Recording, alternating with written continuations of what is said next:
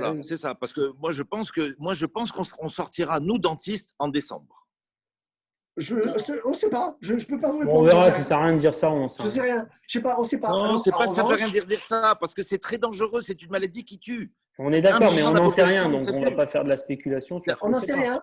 On ne peut pas tirer des plans sur la comète, si vous voulez. Et ça ne Parce sert qu'on à a quand rien. même on a des traces de gens qui soignent dans les hôpitaux à Bichat. Je vous dis, j'ai perdu 2 médecins des chefs de service qui ont le corona qui sont morts. Mais à C'est-à-dire Strasbourg, qu'on est pareil. très exposé quand même. Ben oui. On Il est y a avec le le chef. sang et la...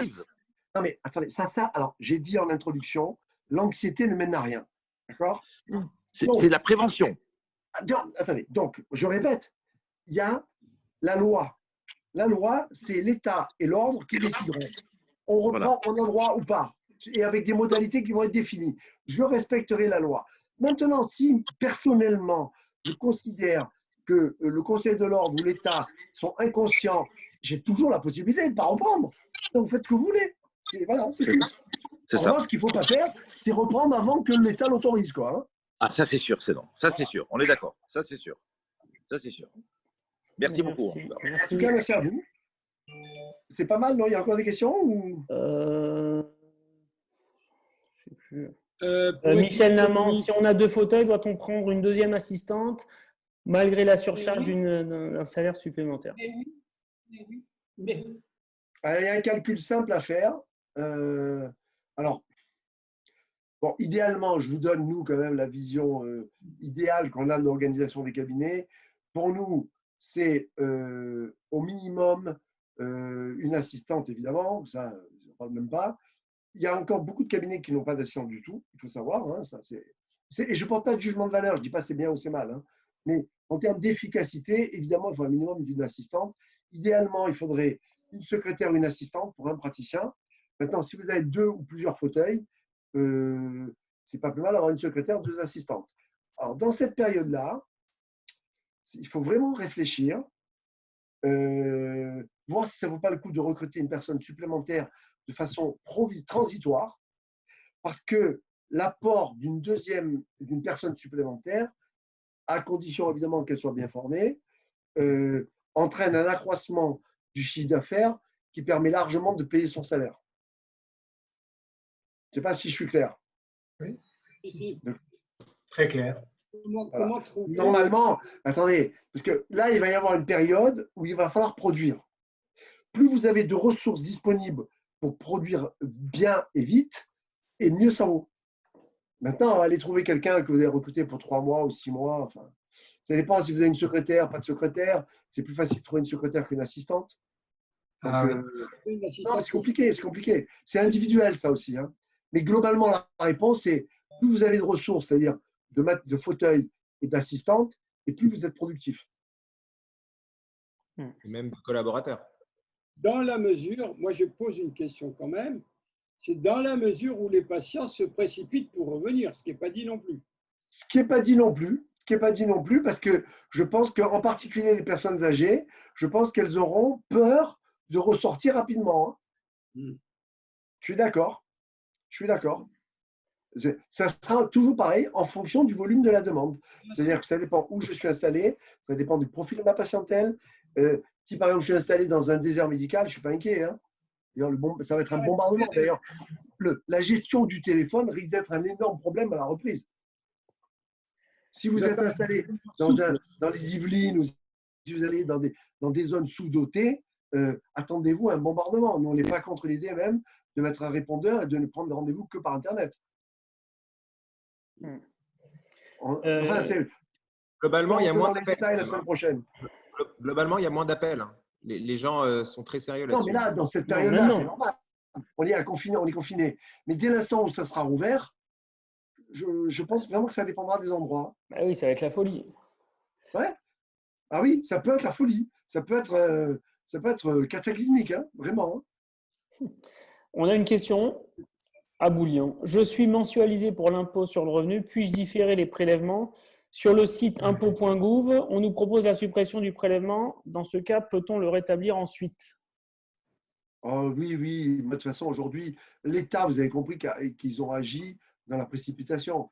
À mon avis, ils disent on suspend les prélèvements, ok. Mais je suis convaincu qu'aujourd'hui, je ne suis même pas sûr qu'ils savent comment ça va se passer après. Hein.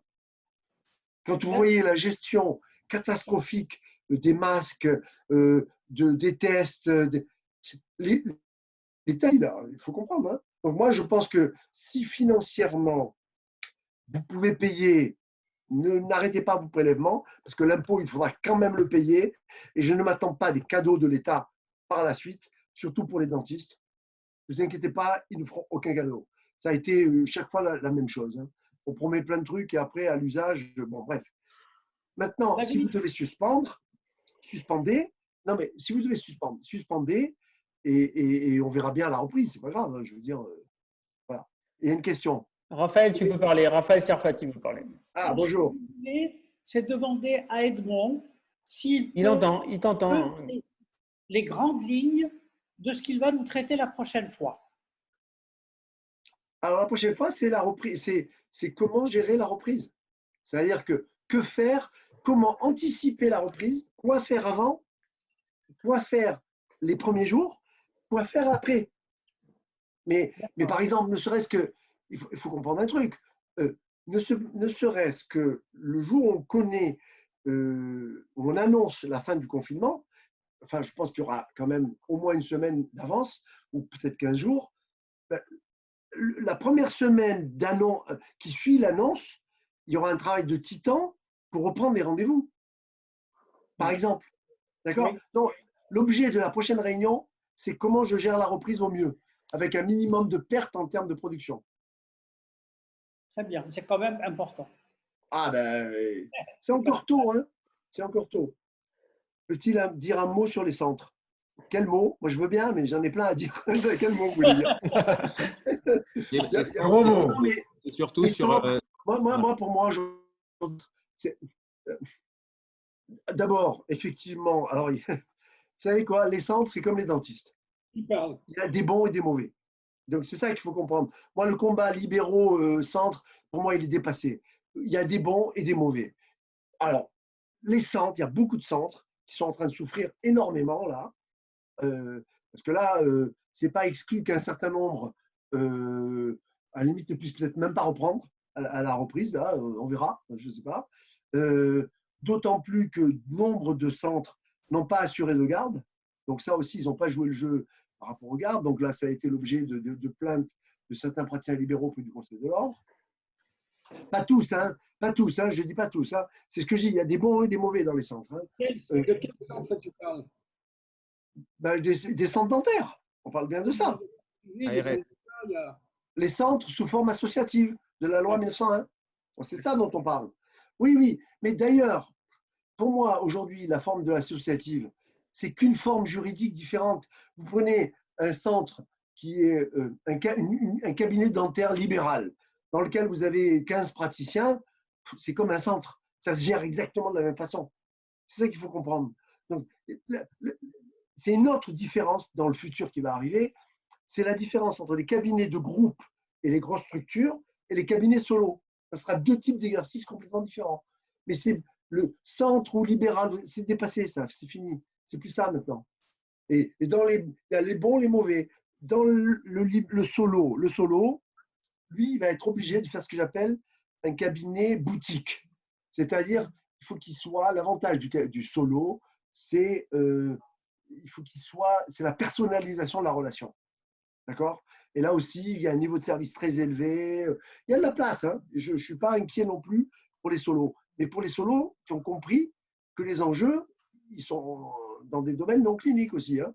C'est le service, la communication, c'est le niveau clinique proposé. Donc tout ça, ça demande de la formation continue. Donc ça, c'est un des piliers, comme j'ai dit tout à l'heure. Après les centres, dans les centres, on commence à voir des centres qui travaillent bien quand même. Hein. Il n'y a pas que des mauvais dans les centres. Hein. Ça dépend vraiment de la personne qui tient le centre. En fait. On a une question. En revanche, pour finir, j'essaie de répondre à la question derrière la question. Ce que je veux vous dire par là, c'est que vous pouvez oublier l'utopie qui disparaisse. Je répète ? Oui. Oubliez l'idée qu'un jour, il n'y aura plus de centre. C'est-à-dire que nous, on prédit que d'ici à peu près une dizaine d'années, les centres représenteront un tiers de la pratique dentaire. Ah, c'est tout. Un tiers, attends, aujourd'hui aux États-Unis, ils représentent 33%. Et ils ont commencé il y a 20 ans. Hein. Donc moi, je dirais que, comme en France, ça va très très vite, là, c'est pas exclu, par exemple, que, allez, on va dire, il y a 38 000 cabinets en France. Demain, il peut y en avoir entre 8 et 10 000.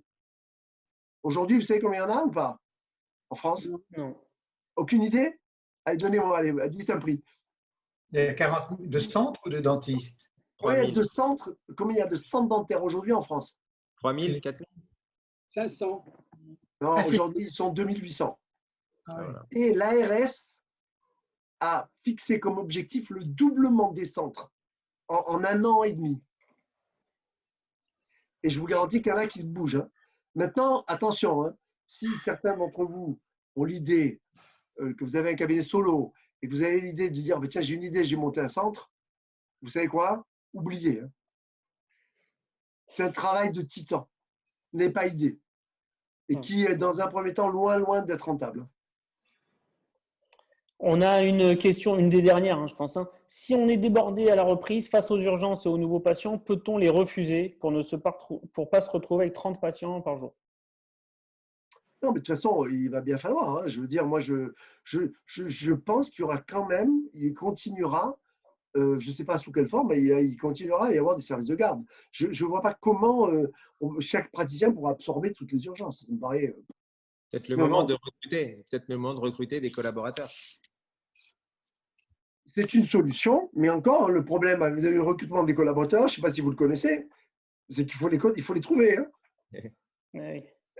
C'est autre chose. Hein. Le problème, c'est de les trouver. Et trouver des bons, des corrects en tout cas, même pas forcément des bons, au moins des corrects.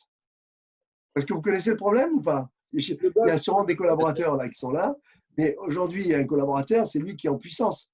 C'est lui qui décide.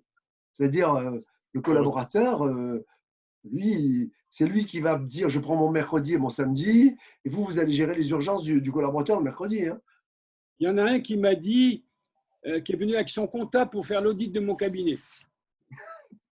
Pourquoi pas? Si vous voulez, si c'était en vue de racheter, pourquoi pas? Non, c'était un poste de collaborateur. Ouais, mais on vit une époque moderne, hein, c'est comme ça. Non, mais c'est comme ça. Mais quand même foutu dehors à l'ancienne, si tu veux.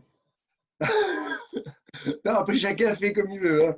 Non, mais alors, justement, pour aller dans l'histoire des centres, aller au-delà des centres, après, ce que je vous dis, c'est complètement quelque chose qui n'est pas du tout académique. Hein. Et souvent, ça ne fait pas plaisir quand je le dis, mais moi, je ne parle pas de faire plaisir, je parle de dire ce qu'il est. C'est comme ça. Les centres, c'est une volonté politique de les développer, mais ce qu'il faut juste accepter, pour les centres comme pour les cabinets solo, c'est que le cabinet du futur, c'est le cabinet qui saura fonctionner avec différentes générations. Il faut apprendre à fonctionner de façon multigénérationnelle. Et ça, ce n'est pas évident. Ce n'est pas évident du tout. C'est-à-dire que le titulaire qui est à un certain âge, lui, il faut qu'il mette de l'eau dans son vin, qu'il accepte que les jeunes d'aujourd'hui fonctionnent pas. Le jeune, lui, il doit accepter que l'ancien, il a quand même de l'expérience, il peut apprendre des choses. Voilà. Et il faut trouver une bonne entente. Et nous, on travaille beaucoup sur cette approche générationnelle parce que ça sera comme ça. Il n'y a que comme ça qu'on peut transmettre un cabinet. Sinon, vous n'y arriverez pas. Hein. Bon, messieurs, merci et nous en tout cas. Merci à vous. On se revoit la semaine prochaine. Ouais. Merci. Edmond. Merci. Si vous avez des questions, de toute façon, vous pouvez envoyer des. Vous avez, je ne sais pas à qui d'ailleurs, et me les transmettre et après j'y répondrai avec plaisir. Au coefi.fr. On a juste une dernière question de Céline Ichaud qui a posé beaucoup de questions pendant la conférence. On n'a pas pu répondre à ces questions. Elle s'inquiète un petit peu de savoir si on pouvait reprendre